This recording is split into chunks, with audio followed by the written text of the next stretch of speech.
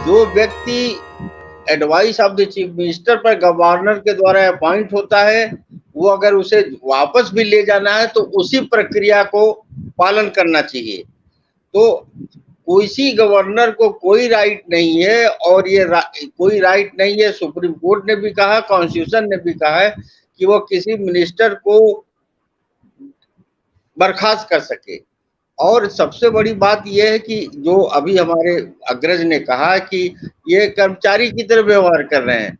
ये खबर आ रही है कि अमित शाह साहब के कहने पर उन्होंने से होल्ड ऑन कर दिया है। तो अगर अमित शाह साहब के माननीय गृह मंत्री के कहने पर उनके बर्खास्तगी पर सामयिक रूप से रोक लगाया है, तो यह माना जाना चाहिए कि अमित शाह साहब के ही कहने पर उनको बर्खास्त किया गया था। तो गवर्नर अगर संचालित होता है गृह मंत्रालय से और प्राइम मिनिस्टर ऑफिस से, तो इससे बड़ा दुर्भाग्य क्यों कुछ भी होने नहीं हो सकता। और दूसरी चीज जो मैं ये कहना चाह रहा हूँ कि वो कह रहे हैं कि मैं अटॉर्नी जनरल से रह लूंगा। पार्लियामेंट जो संविधान बना है उस संविधान में सेक्शन आर्टिकल 166 कह रहा है कि it is the duty of the advocate general to advise the governor. अगर गवर्नर साहब को कोई भी एडवाइस लेना है तो एडवोकेट जनरल से लेंगे, लेकिन उनको पता है कि एडवोकेट जनरल तो चीफ मिनिस्टर के इच्छा से अपॉइंट होते हैं। तो वो एडवोकेट जनरल से एडवाइस इसलिए नहीं लेना चाह रहे हैं कि एडवोकेट जनरल कभी भी इनके अनकॉन्स्टिट्यूशनल एक्ट को सपोर्ट नहीं करेगा इस हालात में। तो ये बहुत दुर्भाग्य की बात है कि पहली बार भारत के संवैधानिक इतिहास में यह हो रहा है कि न सिर्फ विपक्षी पार्टियां बल्कि जितने फॉर्मर जजेस हैं, जूरिस्ट हैं, जितने फॉर्मर अटॉर्नी जनरल हैं और सॉलिसिटर जनरल्स हैं, जितने एडवोकेट जनरल्स हैं, जितने बार संघों के अध्यक्ष हैं including supreme court bar association, वो सब एक राय से, एक मत से गवर्नर के इस कुकृत्य की निंदा कर रहे हैं।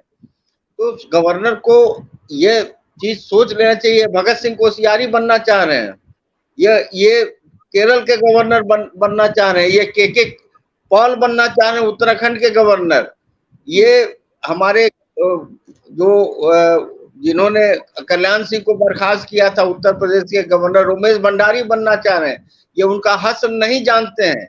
सुप्रीम कोर्ट ने अभी दिल्ली वाले बॉम्बे वाले मसले पर कोश्यारी साहब को इतना लज्जित किया कि कोश्यारी साहब को वहां से हटने की बात आ गई।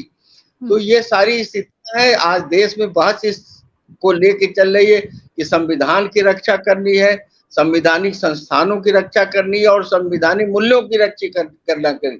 ये आर.एन. रवि इस संविधान के लिए सबसे बड़ा खतरा बन चुके हैं और इस चीज को गौर किया जाना चाहिए कि इस पे जितने भी लोग संविधान में विश्वास करते हैं, कॉन्स्टिट्यूशनल मोरालिटी में विश्वास करते हैं, उनको इनके खिलाफ खड़ा होना चाहिए।